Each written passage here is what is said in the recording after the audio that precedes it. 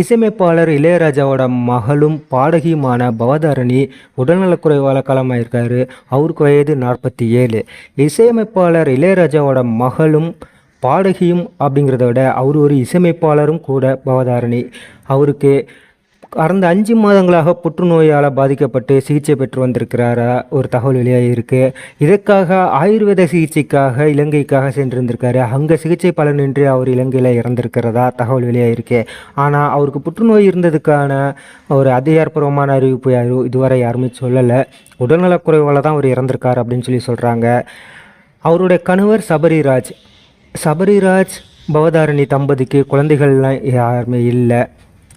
இசையில் ஆர்வம் கொண்ட பவதாரணி கடந்த 2000 ஆண்டு பாரதிங்கிற திரைப்படத்தில் வெளியான மயில் போல பொண்ணு ஒன்று அப்படிங்கிற பாடலுக்கு பாடி சிறந்த பின்னணி பாடகிங்கிற தேசிய விருது பெற்றிருந்தார்.